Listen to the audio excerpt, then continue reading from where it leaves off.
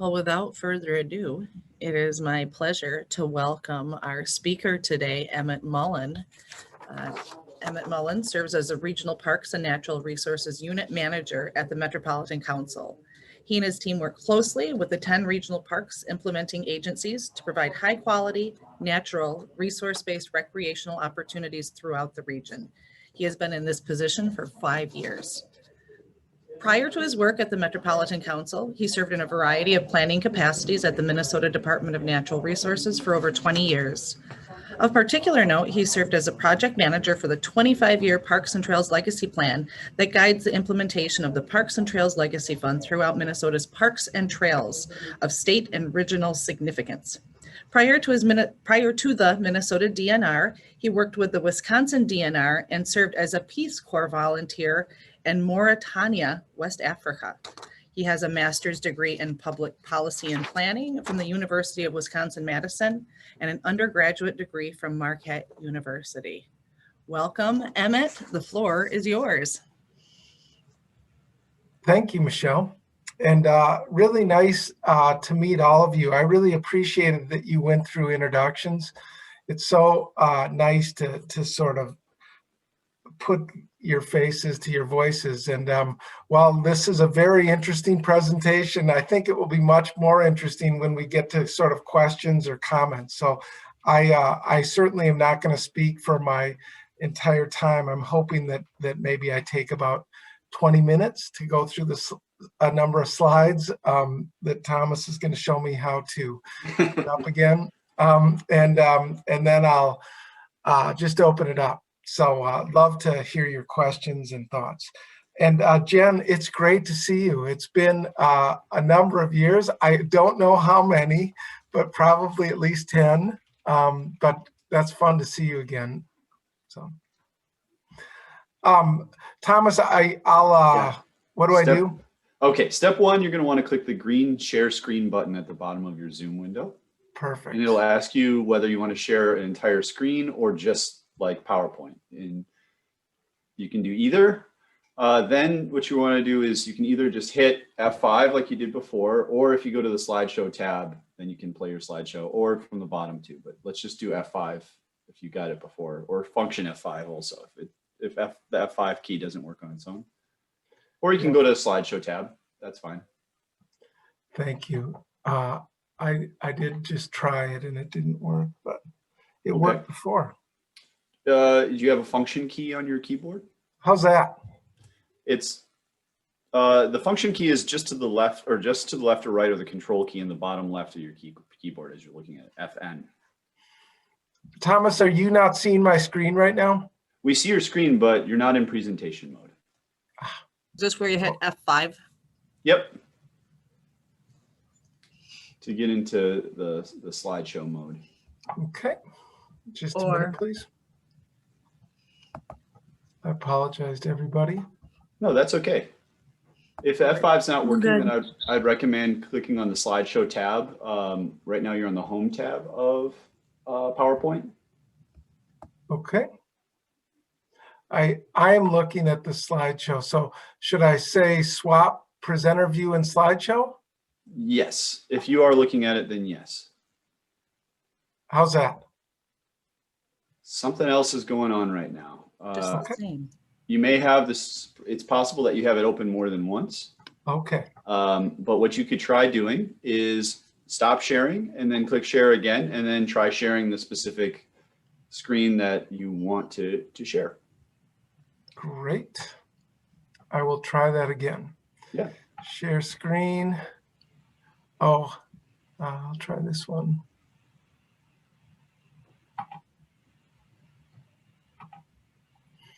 Any chance that you can see it? We do see the PowerPoint, let's call it the editing version, where you can, we can see everything. There you go. It's beautiful. Oh. Absolutely beautiful. Thank you. I apologize, everyone. No, it's all right. No problem. Totally fine. It's all right. Thomas, while your passion is technology, mine is using technology to its least lowest capacities. That's what okay. I sometimes think. It's really a pleasure to be here today, though. I know of the Rotary. When I talked to my mom this past weekend, she said the Rotary Club, they helped me send me to college, as well as she got to do AFS year abroad in France. So that was a number of years ago. So you folks have been doing good deeds for a long time. So again, I'm Emmett Mullin. I'm the Regional Parks Manager at the Metropolitan Council, and I really appreciate talking to you today about the regional park system. I don't know if you folks know, but we do have a world-renowned system in the Twin Cities area, and I'm really, I feel incredibly lucky to be able to work in this capacity. So I'm going to jump right in, and you should be seeing the regional parks in context slide. And the only purpose of this slide is to talk about, today I'm talking about regional parks. They're not local parks. Local parks serve us sort of a local audience. They're often kind of active athletic fields or other things. Regional parks are really about high quality natural resources, drawing people from across the region and state, and again, large acreage, so big parks. They're not state parks, which you probably have been to, Itasca or William O'Brien or Afton, and those, as Jen knows, are the really large parks. Like I think Itasca might be a 30,000 acre park. Our largest regional park is Elm Creek, and I think it's over 5,000 acres. So again, really large, but that's what we're talking about today. So again, what did I say? Overview of regional parks. These are usually focused on natural resources. The goal, and there's always a tension here, as probably you public-minded folks know, of providing high quality outdoor recreation, but balancing that with conservation of natural resources.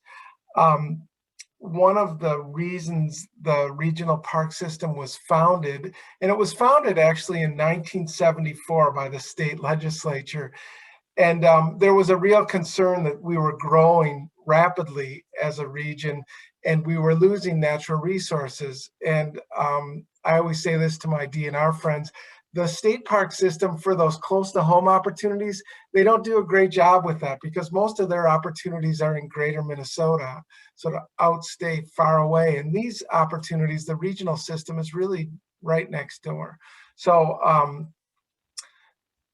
let me just keep moving then. Here is a map of our region, our 7-county region. And I just wanted you to know that we are growing as a regional park system. We have 44 regional parks, 12 park reserves. The park reserves are the really large opportunities. They're over 2,000 acres, and they really do have a focus on natural resources. We have 8 special recreation features. Those are kind of these unique opportunities, like Como Park Zoo, or I don't know if any of you folks know Nurnberg Gardens out on the shores of Lake Minnetonka, or Galewoods Farm, which is an actual working farm. But those are that. And then we have 49 regional trails. I actually think we're up to 55 now. So the regional trails are really the growth area. The role of the Metropolitan Council with the regional park system. So I am a Metropolitan Council employee, and our dirty little secret is we don't own or operate an acre of land. We really are an umbrella organization over those 10, or under, if you ask them, the 10 regional park implementing agencies. And I honestly work with them every day. I was on the phone with them yesterday. I've been on the phone with them today.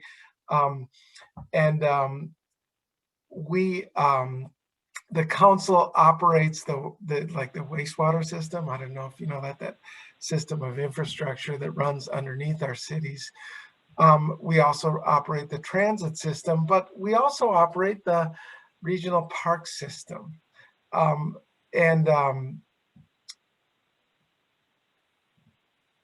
Just keep going. I said earlier that we work with the 10 regional park implementing agencies. They are the owners and operators. Golden Valley, you're located right in the heart of Three Rivers Park District, Western Hennepin County. The regional park implementing agencies, as I call them, in addition to owning and managing the regional parks and trails, they're the ones that lead the park and trail master planning efforts, sort of that visioning effort to identify what the regional parks and trails should become. They also are responsible for developing funding proposals, and that is very clearly one of the roles of their locally elected boards. Here are the 10 regional park implementing agencies. So that I think of them as the 7 counties plus 3 cities. Minneapolis, but never call them Minneapolis. It's the Minneapolis Park and Recreation Board. As you folks may know, Minneapolis has an independent park board. St. Paul, Parks and Rec, and then the city of Bloomington. For Hennepin County, it used to be called Hennepin County Parks a while ago, but it is Three Rivers Park District today. So they do largely Western Hennepin County. And a little fun fact that I'll just share because we're friends is they actually operate parks outside of Hennepin County. They have Silverwood Regional Park, which is a park located in Ramsey County. They also own and operate a number of parks in Scott County, and even meandering there into Dakota County and even Anoka County. So one of the roles of the Metropolitan Council is we are the keepers of something called the Regional Parks Policy Plan. And what is the Regional Parks Policy Plan? This is one of the statutorily required documents that the Metropolitan Council is responsible for producing, but we really do so in partnership with those 10 regional park agencies. And it has the policies and strategies which guide the regional parks and trails operation. And the headings, subheadings underneath this one, siting and acquisition. So the actual creation of regional parks and trails. We're still creating new parks and trails. It has the planning guidelines, the system protection guidelines. So how do we make sure that we don't convert parkland or trail land into, I don't know, developments or roads.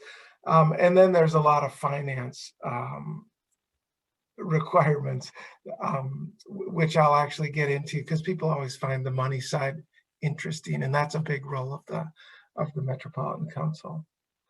The regional park implementing agencies, as I said earlier, are responsible for preparing those park and trail master plans. This is something that I think that we're getting a lot better at. We're doing it more in partnership with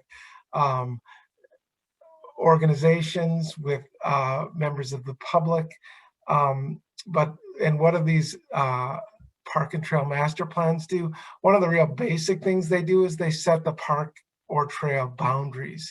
They identify acquisitions necessary, costs of acquisitions. They include things like natural resources inventories, as well as a stewardship plan. And we really do have high expectations around citizen and partner participation. The Metropolitan Council, one of our roles is that we review those master plans and we actually approve them. And that is a job that our Metropolitan Council takes very seriously. I'll keep moving here.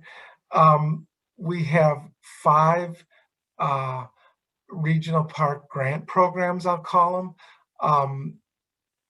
By statute, the council can give regional park implementing agencies funding, but only those 10 agencies identified in law. We have 3 programs that are completely statutorily created, and the funding formulas are set in statute, so they're not competitive programs. But this includes the operation and maintenance program, which pays for things like taking care of the existing system. We have the Parks and Trails Legacy Funds, which is that constitutional amendment that was passed back in 2008. And this is meant to be supplemental funding. So this is about over and above traditional funding. We operate a park acquisition and a trail acquisition opportunity fund. We have a bonding program. So the state sells bonds and they appropriate funding to the regional parks bonding program, and the Metropolitan Council matches that program. And then finally, our newest program, we're just kicking off the next round of funding for is the Equity Grant Program. And this is a competitive program that the 10 regional park implementing agencies apply to. We are just beginning our second round of that, and it's a super exciting one. Earlier, Thomas was talking about, the children's books and the need to sort of think about, okay, who's in these children's books? Not just the predominant culture, white Anglo-Saxon, but also people of color, Black, Indigenous, and others. Well, the Equity Grant Program really has a desire to increase equitable use of our regional park system. And that's a serious goal that our agencies take very seriously, as well as the council. So happy to answer any questions if you have them. The other thing I'll just say about that Equity Grant Program is that there is a real focus on partnerships. So we're hoping that a number of groups will get involved with those. Just in greater detail, operation and maintenance funding, we get about $9 million a year to distribute to those regional park implementing agencies. In law, the state statute says that the state will fund 40% of operating expenses, but then there's some small print that says, unless we decide to fund less. And well, they usually decide to fund a lot less, usually around 9% of the funding. The one fact about the regional park system that I think is interesting is the regional system is predicated on regional use. So the idea that the state is involved in funding it is because there's expectations that visitors at our regional system are outside of the jurisdiction which owns and operates the system. So the idea that there should be that sort of regional funding, that's why the council as well as the state provide that funding. So that's our first program in detail. The Parks and Trails Legacy Fund, there is about $40 million biennium. It's actually starting to inch up closer to 50. During the pandemic, though, sales tax receipts are down a little bit, so this funding actually has gone down a little bit. This is, again, a critical source of funding that still feels relatively new. It's been going on for a little over 10 years. And it has been a game changer, I can tell you, for our regional park system in the metro area, as well as our state and greater Minnesota regional program.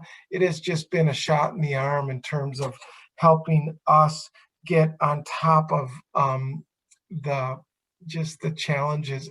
I like to say that our regional parks are sometimes getting loved to death because we have so many users. This fund is a critical source of funding to make sure that we can retain those high quality experiences. The Regional Parks Bonding Program, it really varies how much we get per biennium. This past one, we got $5 million, which I'll never be ungrateful, but it was a little bit less than I was hoping. We had requested originally 15 million, but this is one that I said the council does match. The Metropolitan Council matches $3 of state bonds with $2 in council bonds, and that little pie chart is the funding formula. The Park Acquisition Opportunity Fund grant program. This is a grant program that is first come, first served, and to be honest, it's a very popular program, and we're currently out of money. We're waiting for the July 1 calendar to turn because that's how the state financial calendar year works. So they operate on, so July 1 we'll get some new funding, but this money goes out the door pretty quickly. And if you live in the Three Rivers Park District area in Golden Valley, you can be very proud of your park district because they are always in line as they work to block up. It's not like brand new parks, but many of the acres within an administrative boundary aren't owned by the park district or by the regional park implementing agency. And this helps purchase that. And we really work closely with private landowners on a willing seller basis. So that's really important to mention. I also want to just mention that while the state and the region kick in, those local implementing agencies are putting in at least 25% local match. The final program I'll mention is the Regional Park System Equity Grant Program. And we have just over $2 million available for this coming funding round. I'm really excited about it because it is competitive, and I really hope we can move this money around the region because this is really doing important work, both capital development work, so bricks and mortar type work, as well as non-capital outreach, programming. What I love is promotion. Like, one of our biggest barriers for participation is people don't know about the regional park system. So working on that is super important. I also mentioned the Americans with Disability Act transition plan. So each one, you'd think that by this day and age, George Bush Sr., that law passed under his watch. And our parks are getting better every day, but they're still not good enough. We need to make our parks more accessible so that all people can use them. And we're working on that. And that's an eligible expense, up to $20,000 on that. I'm coming into the end of my presentation, but I just wanted to mention that we do have a volunteer advisory board, the Metropolitan Parks and Open Space Commission. And this is a legislatively mandated group, and they provide us advice. We have 4 open spots right now, actually 5 if you count the chair, but unfortunately the deadline is closed. So if there were interested people, if you're ever interested in participating in this, we always are really looking for good members of this Parks and Open Space Commission, because it's sometimes thankless work, as I'm sure a Rotary Club is well aware of what that is. But this is a critical group. There's 4-year terms, and they advise us on park issues. So they meet monthly, usually just for 2 hours. This commission, again, advises the commission. They review master plans. They review grant program, and they also, I think their most important role here is advising us on that the regional parks policy plan. That's the policies and strategies that guide our system. So this is just a little chart of our usership. When I said we're being loved to death, I'm being completely serious. In 2019, we had over 63 million visits. We were not able to conduct our annual use estimate in 2020 because we didn't feel like we could get our counters out into the field safely. So we put it on hold, but we do have a statutory responsibility to annually measure visitation, which unfortunately, as I said, we weren't able to do in 2020. We will be doing it in 2021. Let's hope those vaccines keep rolling, because that I still am not, to be honest, 100% sure we're going to be able to do it, but I'm confident that we're figuring out safety protocols for how to get this in the field, this survey. So what do we know about the visit? So we also conduct this every 5-year visitor survey, which is a really deep look at our visitation. So I just wanted to kind of walk through 4 factors here. The first is, which I'm really proud of our users. They're more likely to be college educated. The downside to that is that people who aren't college educated aren't participating at those same rates. So to be honest, that's troubling. I'm going to go to my next one. So visitors are more likely to be older than 55. So all residents, about 32.6% of the region is 55 years or older. our trail visitors skew around 25% are 55 and older, and park visitors. So actually they're less likely to be 55 and older. I misstated that. I hope that was clear. This is not as straightforward as it looks. Happy to answer questions on my confusing presentation. Trails, this is the one area that I really want to put a little light on. They're less likely to be persons of color. When we last conducted the visitor study, about 21.5% of residents were people of color. Visitors to trails were 17.4%, and visitors to parks were 24.9%. So parks were doing pretty well. And these are generalized across systems. But since that 2016 study, we've really been digging into these regional trails and thinking about how do we better promote regional trails? How do we do a better job on learn to ride programs? Three Rivers Park Districts has some great partnerships with nonprofits that actually help get people bikes that don't have bikes. And that's something to work on. All residents, they're less likely to have lower income. So that means that they're generally more affluent, the people that use the regional parks. All residents, about 35% earn $50,000 a year or less. Trail visitors are particularly affluent. 20.4 only earn $50,000 or less. Park visitors, about 25% earn $50,000 or less. So my last two slides, or I think this might be my last one, is just sharing a couple slides from the pandemic. As you probably experienced, 2020 has been a rough year for our region, our state. I can go with our country and world. It's been really challenging to conduct the regional parks, to keep them running and operating during this time. But I've just been amazed by the commitment of not only people to get outdoors.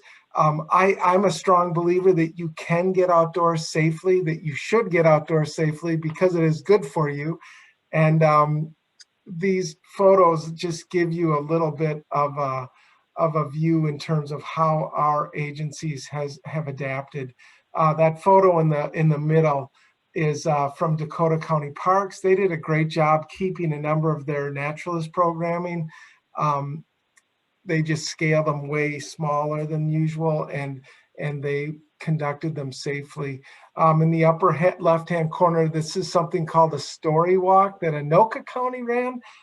They actually took illustrated books and they created these walks. So you go on a walk and you can read each page that's on a storyboard there. The lower left, is something you may, that's I think Lake of the Isles in the Minneapolis chain of lakes. They closed adjacent roads and parkways to accommodate the incredible crowds. I don't know if many of you folks visited the Minneapolis park system during the pandemic, but oh my gosh, you didn't always feel safe, to be honest. And so I really appreciated that so many of our agencies closed adjacent roads so that people could get outside safely. Three Rivers Park District signed and practice social distancing. They're saying, keep 6 feet from you and your friends out there on the trails. And that's a photo, I think, of a Dakota County park. So I don't know exactly what time it is, but that's my presentation for today. I think I probably went longer than I meant to. So I'm going to stop sharing my screen. I'm going to end slideshow. And then I'm just going to stop talking and say, at this time, I would be more than happy to try to answer any questions that you might have. But thank you again. I would really appreciate it when I always call her Representative Lepic. She reached out and invited me to speak. I don't honestly have that many options or opportunities to speak. I certainly speak with the League of Minnesota Women's Voters, but and a few others, but usually not. So thank you. We'll get you on the Rotary Circuit now, Emmett. That would be great. You'll have to turn them away. You'll be so busy. I really have a lot to do during my day job, but I do. I mean, it's so good. Like, this is part of my job. So thank you. I have Any a question. questions Yeah. or comments? So that's a remarkable increase in number of visitors over the years. I'm wondering, was that a goal in particular, how was that achieved? Michelle, thank you for that question. It's an excellent question, and one that I should have unpacked a little bit more deeply. The one thing I just want to acknowledge out front is when the legislature in 1974 took their magic wand and created the regional park system, they didn't do so from scratch. Hennepin County Parks existed, which is now Three Rivers. Like Minneapolis had a big system of parks. And so a large portion of our system existed. The thing I want to recognize, though, is that since 1974, we have been slowly and steadily growing.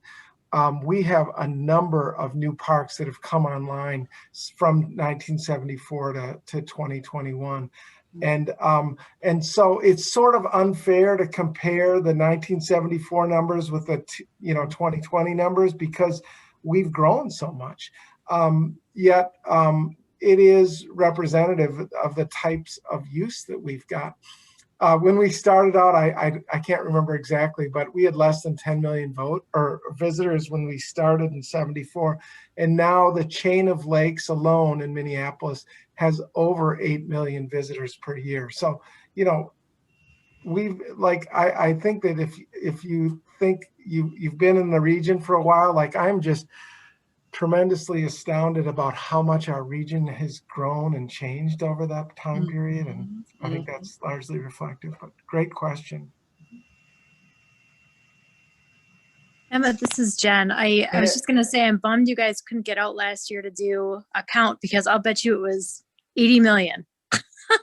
There were so many people out at the parks, like you were talking about Lake of the Isles. I mean, it was tremendous. So I know we were super appreciative of the park system that we have last year. It was great. Yeah, no, I really strongly believe, and granted, a lot of it's through anecdotal evidence, but the agencies have looked at their web traffic and it's more than doubled. They have Three Rivers Park District has trail counters out. Some of them saw 400% increases, on some of the busier trails.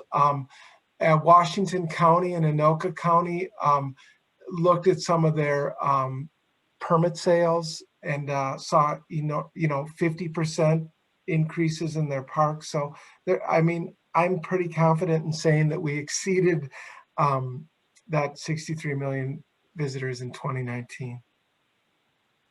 I pretty regularly walk the lakes because I live in the eastern part of Golden Valley, and last summer I was nervous. I didn't because there were so many people. And I have a really dumb question. What are the Three Rivers? I Googled it and couldn't find it. That's a great question. And it isn't an obvious one, but it's the Mississippi River, the Minnesota River, and the Crow River. So the Crow is one of the, I guess it would be the western boundary of Hennepin County. So check out Crowhasset. Does the Minnesota River actually flow up through where Three Rivers is? I should know that more confidently, but I thought it was more south, down like it's down by the airport, but it must take a turn to the north. Yeah, I think it comes in, it's the southern boundary of Hennepin County. So they just needed a logo, Emmett. They just had to figure 3 out. Yeah.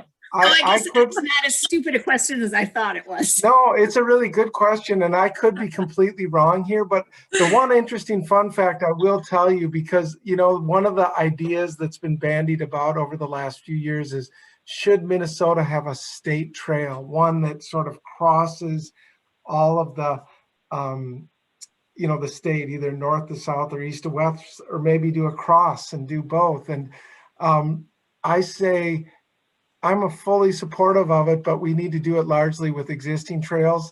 And we can do that. And if they use the Minnesota and Mississippi rivers, those touch all 10 regional park implementing agencies. So the fun fact is because they sort of snake through the city. So, Anoka County to the north, Dakota County to the south, Washington County to the east, and Hennepin County and Carver and Scott to the west.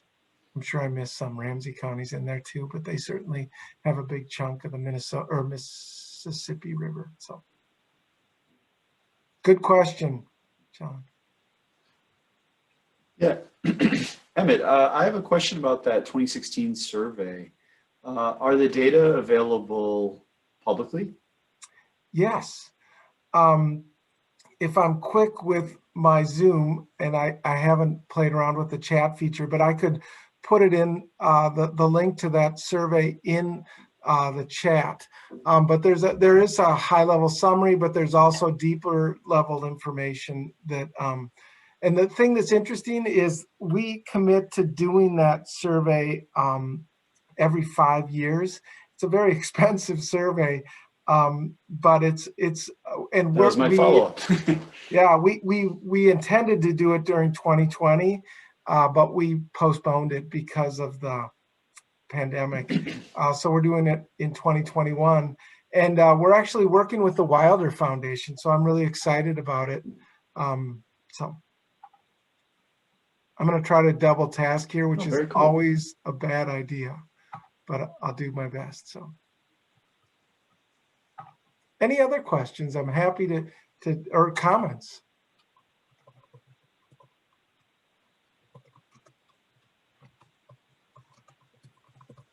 This is very interesting. The difference between what we have in Yeah, many it was really interesting. all in other counties. There's history or stories, or it all happens for a reason. It does. It's a great system, and like we really should never take it for granted because it's so darn. It's just so unique. Like you go to other cities and they don't have the same level of investment. I'm really interested. Like one of the ideas behind our regional trails, and this is a fun fact that maybe you weren't interested in, but they're really interested in linking all. We're really interested out there. All the regional parks up so that they're connected. And I'm a huge fan of that idea, but to be honest, I'm more interested in the connection of where people live to our parks. So I want to hit those connections first. So and honestly, we sometimes when we think of our regional trails, you're like purely recreational. So that's because they do need to be safe, and the speed limits, we say 10 miles an hour. Not everyone follows that, but we have a lot of commuters on our regional trails, and there's this thing out there called the Regional Bicycle Transportation Network, so the RBTN. But that's sort of this idea that there's this commuting network. And if you look at the Regional Bicycle Transportation Network and the Regional Trail Network, there is tremendous overlap there. And I think that's great. And I love to see commuters on our regional trails. And I think it's really great if people have the confidence to ride on those, sometimes grade separated or bike trails that are more for commuters. So. Yeah, I'll just comment that I'm a really big biker and got a lot of use out of that myself, both as a commuter prior to COVID, as well as in the past year. I used the regional trail system a whole lot. So I like the idea of making it more accessible to more people for where they live. As much as I like the idea of connecting the parks, I think that's a great idea to increase accessibility. Yeah. Anything else? I was so glad to hear that the Parks and Trails Legacy Fund has been a shot in the arm, because I remember that being very controversial at the time. And so I mean, maybe that's a poor recollection of mine, but that's really a positive to hear that years later, this is the benefit, and that's so great to hear. It has been. I worked with Jen back at the Minnesota Department of Natural Resources, and back in the day when you needed to really drive everywhere, I think this virtual meetings and has really changed a lot, because DNR people are used to like driving, you know, across the state, like you drive up to Bemidji or whatnot. And I, of course, worked a lot with the Parks and Trails Division, and just have these memories of visiting parks where you'd look at the park manager and they were out. Like I remember Minneopa Park, and they had this amazing river that went through it, and it was a civilian conservation corps. So there was this great stonework and beautiful buildings, but to be honest, it was falling apart. And there was I just remember because it sounded like the president, but I think his name was Howie Taft. And he was out there, and he had a cement mixer, and he and his assistant were like trying to like restore this single-handedly. And it was such a futile effort for so long. Well, flash forward till today, and you look at Minneopa, and it has been beautifully restored. And now they're managing bison at the park. And it's a close by park. And to have that sort of, I mean, close, I'll go with less than 2 hours. I could be wrong there, but but the idea that you can visit but see bison that close to the metro area. Someday we hope to have bison in the regional park system too. So Wow. Very cool. Interesting. Thank you so much, Emmett. This is really helpful to get a better idea of how all of our beautiful land works and is connected. And I know last summer you couldn't find a campsite if your life depended on it. Everybody is outside and lots of bikes. And so maybe one of the silver linings of COVID is that people are getting outside and appreciating the beautiful spaces that we do indeed have here in Minnesota. Thank you so much. Before we wrap up, I realize, thank you, Betsy, for the reminder. We do have a board meeting this Thursday. It is open to everyone in the community who would like to attend. We're going to be meeting at Perkins and also having a Zoom link. So if you're interested in joining us, let me know. Well, what time is that? That's a really great question. I want to say it's 9 o'clock, but let me double check it before I say that out loud. If anybody else can get to it faster than me or remember faster than me. You had said 8 o'clock, but if you want to change it to 9, that'd be great. Personally, I like 9 better, but yeah, that doesn't mean that's what it's scheduled at. It is scheduled at, why can't I do my calendar? 8 a.m. 8 a.m. at the Perkins at Louisiana. And we'll also have a Zoom meeting going. Got it. And with that, we're going to. And Thomas, the info is in the newsletter. Thank you. Of course. Thank you, Betsy. You can always trust Betsy has accurate and updated information. Better. Thanks, everybody. Bye-bye. Great seeing you. Really appreciate it. Yeah, thank you. Thank you. Thanks, Emmett. Bye-bye. Thanks, Emmett. I'm going to recite the 4-way test of the things that we think, say, and do.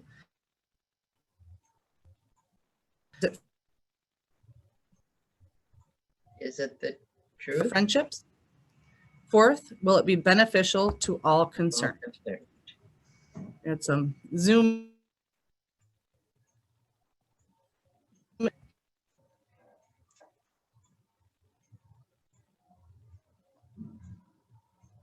Great week.